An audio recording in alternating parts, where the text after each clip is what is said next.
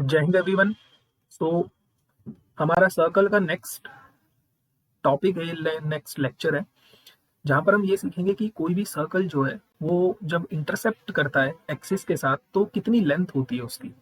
Means कहने का ये है कि अगर आपके पास एक्सिस गिवन है एक्स और वाई एक्सिस, और मैं एक सर्कल ड्रॉ कर दूं, लेट्स से ये मैंने सर्कल ड्रॉ कर दिया, तो इसने एक्स एक्सिस के साथ ये कितना इंटरसेप्ट रखा है, इसकी लेंथ कितनी है, एंड वाई एक्सिस के साथ कितना इंटरसेप्ट रखा है, ये लेंथ कितनी है। तो अगर आपके पास एक सर्कल की इक्वेशन है तो एक्स एक्सिस के साथ वो कितना इंटरसेप्ट रखता है, 2 square root of g² - c, and यहाँ भी पूरा स्क्वायर रूट है। और वाई एक्सिस के साथ कितना इंटरसेप्ट रखता है, 2 square root of f² - c। मतलब ये जो लेंथ है, दिस लेंथ वाई एक्सिस की is 2 square root of f² - c, and this is what, 2 square root of g² - c। ठीक, तो सबसे पहली बात तो ये आपको याद रखना है कि एक्स एक्सिस के साथ ये इंटरसेप्ट होता है सर्कल का, और वाई एक्सिस के साथ ये इंटरसेप्ट होता है। अब आपको जो सर्कल की इक्वेशन गिवन है, x² + y² + 2gx + 2fy + c = 0, अगर मुझे Y X intercept suppose calculate करना है कि एक्स में कितना इंटरसेप्ट है, सो फॉर एक्स इंटरसेप्ट के लिए we are sure about that कि y की वैल्यू 0 होगी, क्योंकि जहां पर सर्कल ने इसको कट किया है इन दोनों पॉइंटों पर y की वैल्यू 0 है। सो दैट मीन्स जो मेरी इक्वेशन है सर्कल की वो कैसी दिखेगी, x² + 2gx + c = 0, है ना। इन इसी तरीके से हम ये बात भी कह सकते हैं कि जब आप फॉर y इंटरसेप्ट निकालोगे, फॉर y इंटरसेप्ट के लिए मैं इस बात के लिए श्योर हूँ कि x की वैल्यू डेफिनेटली 0 होगी। दैट मीन्स आपको मिलेगा y² + 2fy + c = 0। ठीक, नाउ लो, ये एक क्वाड्रेटिक इक्वेशन है। अगर सर्कल ने x इंटरसेप्ट रखा है, दैट मीन्स वहां पर y की वैल्यू डेफिनेटली 0 है, और अगर y की वैल्यू 0 है तो जो सर्कल की इक्वेशन है ये क्वाड्रेटिक इक्वेशन बनेगी। अब इस क्वाड्रेटिक इक्वेशन के हमारे पास 3 रूट हो सकते हैं। ठीक, सबसे पहला रूट कि हमें दोनों के दोनों रूट, मैं आपको इसके लिए बता देता हूँ, सेम चीज इस वाले के लिए भी फॉलो होगी, कि रूल रियल प्लस डिस्टिंक्ट आए। ठीक, सेकंड ये हो सकता है कि आपके रूट इक्वल आ जाए, या थर्ड ये हो सकता है कि no real root. No real root, root से हमारा क्या मतलब है, सबसे पहली बात आपको ये पता होना चाहिए। रूट मतलब ये होता है कि कोई भी कर्व एक्स एक्सिस को कितने पॉइंट पर कट कर रहा है। जैसे मैंने बोला 2 distinct real root, that means जो आपका कर्व है वो एक्स एक्सिस को 2 डिस्टिंक्ट पॉइंट पर कट करेगा। अब इस चीज को समझते हैं। ठीक, सपोज मैं पहले वाले केस पर काम करता हूँ कि मुझे 2 डिस्टिंक्ट रियल रूट, अब ये क्वाड्रेटिक इक्वेशन है, क्वाड्रेटिक इक्वेशन के 2 रूट मिलेंगे, सपोज वो दोनों के दोनों रूट रियल और डिस्टिंक्ट है। अगर वो दोनों रूट रियल और डिस्टिंक्ट है, दैट मीन्स इस सर्कल ने एक्स एक्सिस को 2 डिफरेंट पॉइंट पर कट किया होगा। ठीक, ये बात है आपको याद रखनी है। सपोज सर्कल के पास इक्वल रूट है, अगर सर्कल के पास इक्वल रूट है दैट मीन्स इसने केवल एक्स एक्सिस को टच किया होगा यहाँ पर। और अगर इसके पास कोई भी रियल रूट नहीं है तो इसका मतलब ये हुआ कि सर्कल ने ना तो एक्स एक्सिस को टच किया है और ना ही इसने एक्स एक्सिस को कट किया है। दैट मीन्स ये कहीं बना हुआ होगा कोने साइड में, है ना एक्स एक्सिस को टच करेगा और ना ही ये एक्स एक्सिस को इंटरसेप्ट करेगा। ठीक, तो हमारे पास 2 डिस्टिंक्ट रूट तब आएंगे जब सर्कल एक्स एक्सिस को 2 पॉइंट पर कट करे। इक्वल कब आएंगे, जब टच कर दे। और कोई भी रियल रूट नहीं, कब नहीं आएगा, जब इन दोनों में से कोई भी कंडीशन फॉलो ना हो। ठीक, सेम ये केस आपका वाई इंटरसेप्ट के लिए भी ट्रू है। नाउ सेकंड चीज, हमें कैसे पता चलेगा, देखो आपको पता है कि जो एक्स इंटरसेप्ट की लेंथ है, लेंथ ऑफ एक्स इंटरसेप्ट, जो लेंथ ऑफ एक्स इंटरसेप्ट है ये है 2 square root of g² - c। तो जिस टाइम पर g² - c ग्रेटर देन 0 आ गया, उस टाइम पर हमें रियल एंड डिस्टिंक्ट रूट मिलेंगे। ठीक, अब इससे रिलेटेड क्वेश्चंस कैसे बनेंगे उस पर भी डिस्कस करेंगे। सेकंड पॉइंट, अगर g² - c = 0 आ गया, दैट मीन्स जो आपका सर्कल है वो टच करेगा, टचेज एक्स एक्सिस। और जिस टाइम पर आपका g square minus c is less than 0 हो जाएगा, that means no real root. No real root का मतलब ना ही ये एक्स एक्सिस को कट करेगा और ना ही एक्स एक्सिस को टच करेगा। तो ये तीन चीजें आपको याद रखनी है इंटरसेप्ट में, और इसका एक फॉर्मूला याद रखना है कि एक्स इंटरसेप्ट कितना होता है एंड वाई इंटरसेप्ट कितना होता है। तो व्हाट वी हैव, एक सर्कल है जो टच करता है एक गिवन स्ट्रेट लाइन को। ठीक, सबसे पहली बात तो हम एक सर्कल ड्रॉ कर लेते हैं। सबसे पहले ये मेरे पास एक सर्कल है, ये जो सर्कल है, ये सर्कल एक स्ट्रेट लाइन को टच करता है। तो हम एक स्ट्रेट लाइन ड्रॉ कर लेते हैं।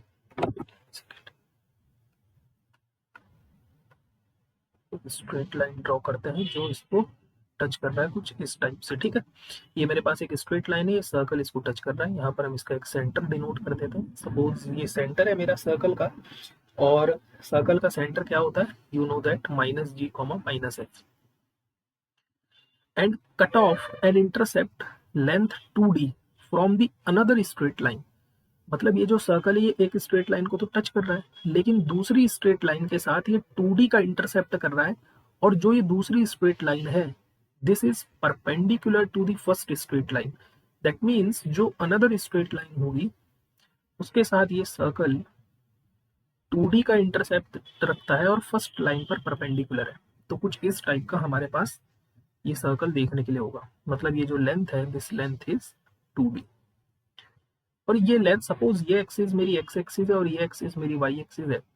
सो सबसे पहले शुरुआत कैसे की जाए क्वेश्चन की, सबसे पहले मैं एक सर्कल की इक्वेशन अज्यूम कर लेता हूँ। So let the equation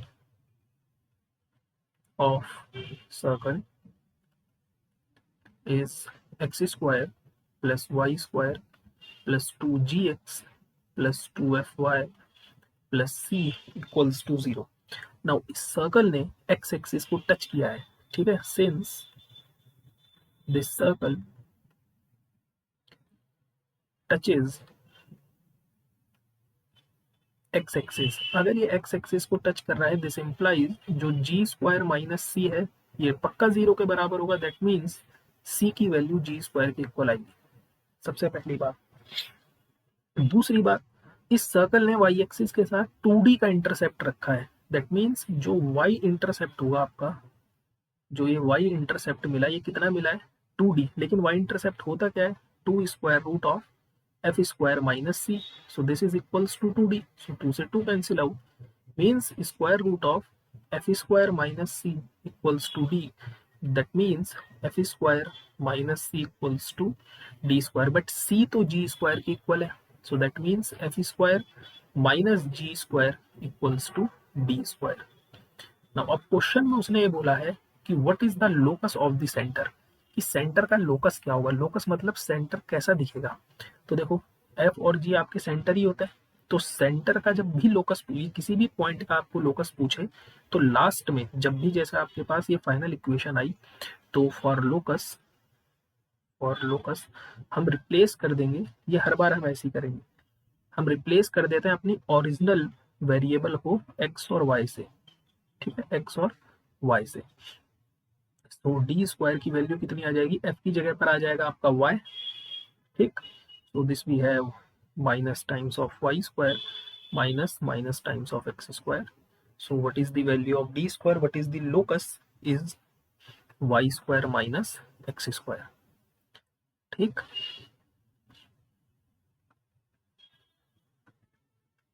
next this we have a nice one problem. एक सर्कल है जो टच करता है एक्स एक्सिस को at a distance of 3 unit from the origin. अब कहानी को समझते हैं। ठीक है, तो सबसे पहले मैं सर्कल ही ड्रॉ कर लेता हूँ, बाद में प्रॉब्लम क्रिएट होती है। ये मेरे पास सर्कल बन गया, एक एक्सिस ड्रॉ कर लेते हैं हम, एक्स एक्सिस। क्या बोला है इसमें, अच्छा ठीक है, हम एक्सिस ड्रॉ कर लेते हैं। ये मेरी एक्स एक्सिस हो गई।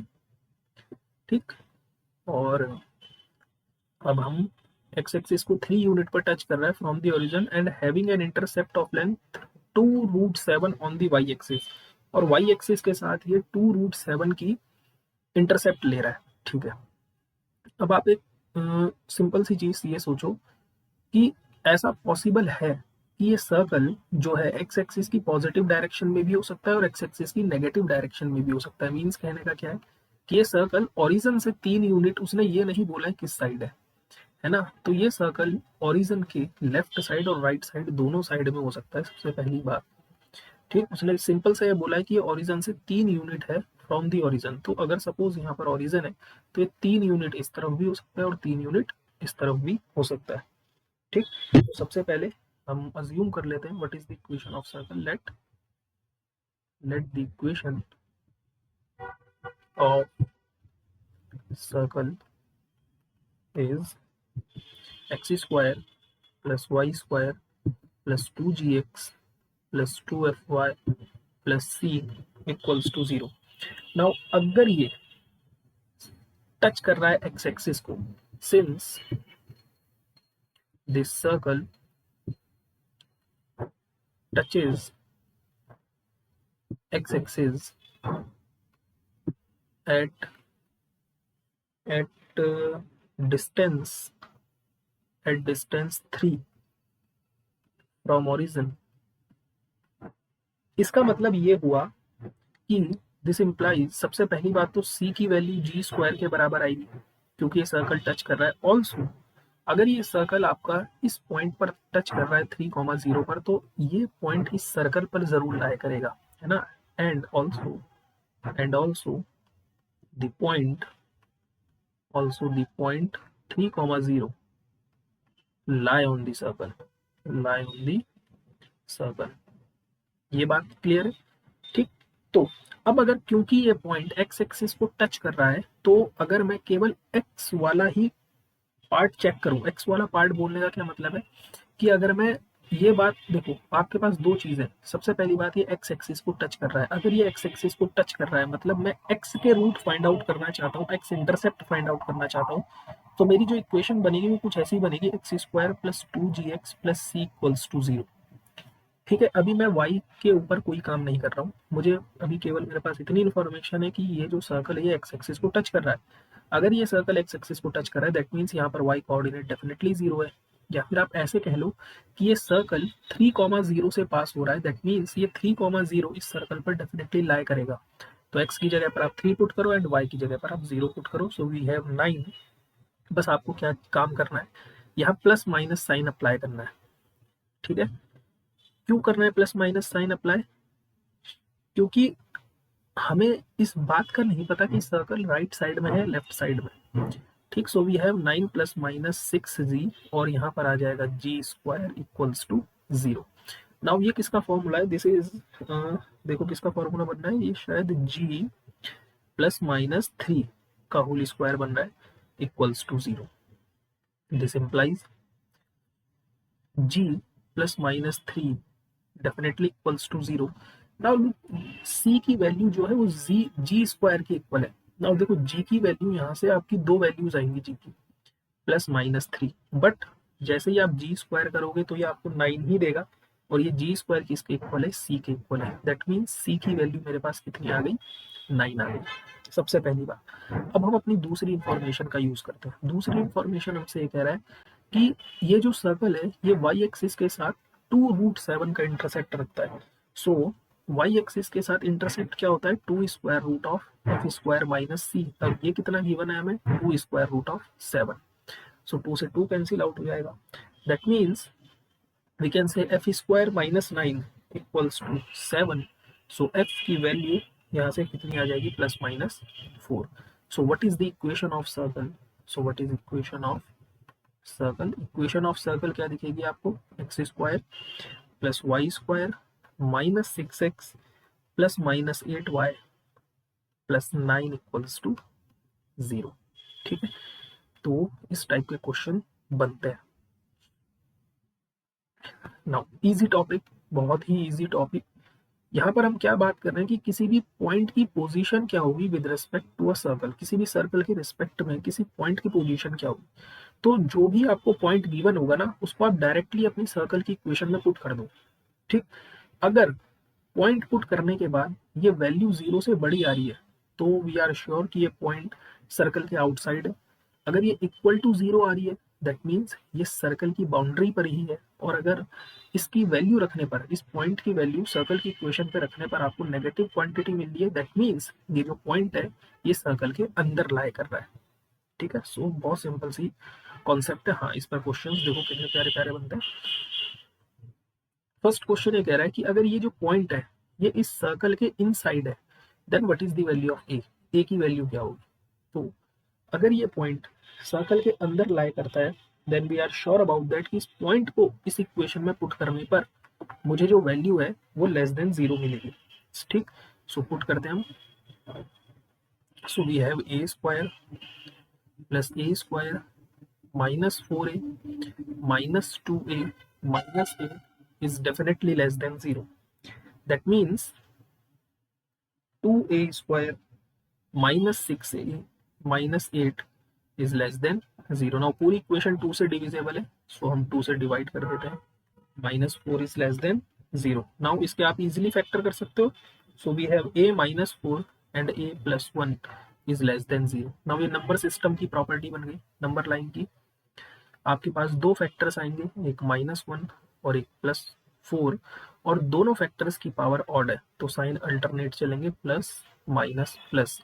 और आपको ऐसा पोर्शन लेना है जो लेस देन 0, लेस देन 0 मतलब नेगेटिव पोर्शन, और नेगेटिव पोर्शन यहाँ पर है, that means A belongs to -1 to 4। ठीक है, क्लियर, सो सिंपल।